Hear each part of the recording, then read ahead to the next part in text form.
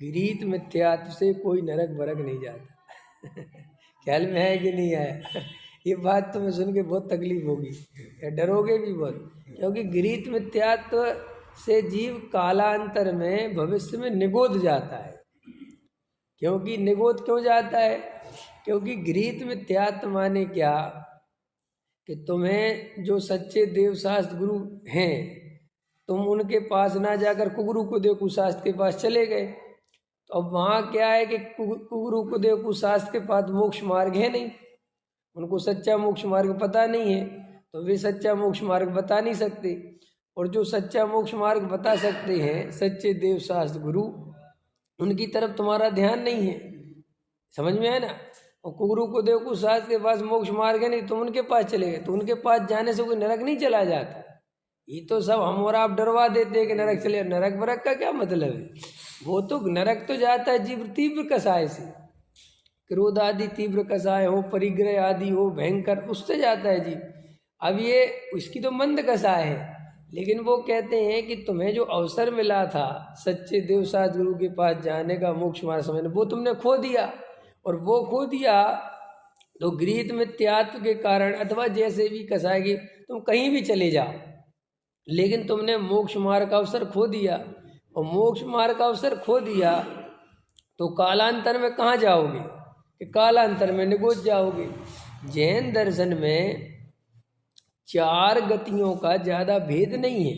माने नरक अच्छा, नरक बुरा है, स्वर्ग अच्छा है, मनुष्य, ऐसा जैन धर्म भेद नहीं।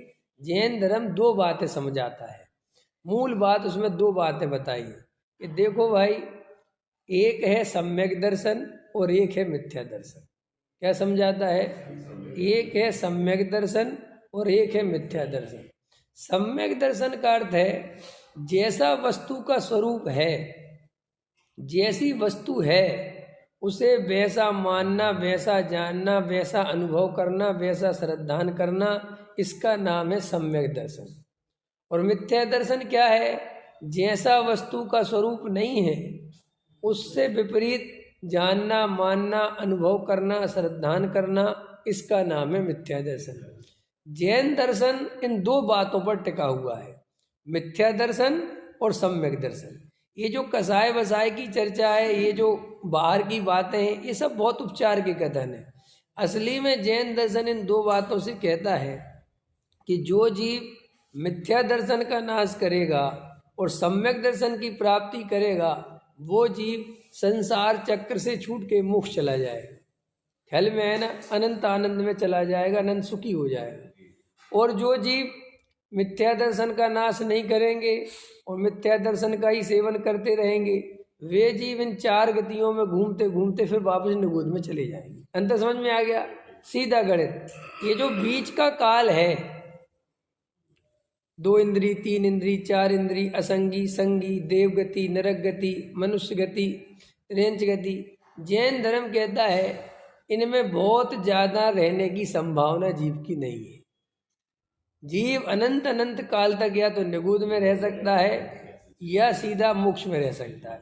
ये जो बीच की अवस्था है, इसमें तुम्हारी बहुत ज़्यादा चलने वाली नहीं है कि साहब हम कसाय मंद कर लेंगे, कोई बात नहीं, स्वर्ग चले जाओ।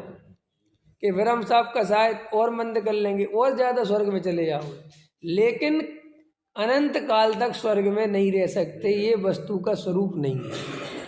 तुम मनुष्य बहुत अच्छे बने रहो, बहुत सज्जन बने रहो, किसी का भला बुरा मत करो, बहुत बढ़िया सज्जन मनुष्य बने रहो, तो भी आयु कर्म पूरी होगी, मनुष्य भाव पूरा होगा, आपको जाना पड़ेगा कि हम दोबारा मनुष्य बन जाएंगे। ठीक है, दोबारा से कितने ही बार, ख्याल में है ना, वे भाव भी मनुष्य के चूक जाएंगे, खत्म हो जाएगा कि साहब साग देव में बहुत आयु के रहो, देव में वो भी समय चूक जाएगा। लेकिन मिथ्या दर्शन के कारण तुम मोक्ष नहीं जा सकते, मिथ्या दर्शन के कारण तुम आत्मा का अनुभव नहीं कर सकते। और आत्मा अनुभव नहीं करोगे, वेद ज्ञान नहीं करोगे, तो गारंटी से चाहे जो कुछ भी करोगे कालांतर में निगोद जाओगे। इसीलिए जो ये दुनिया जिन बातों पर लड़ रही, झगड़ रही है, जिन बातों पे पंथवाद, संप्रदायवाद, जातिवाद, ये सब निर्माण होते हैं, ये सब 2 कौड़ी के हैं, इनकी कोई कीमत नहीं है।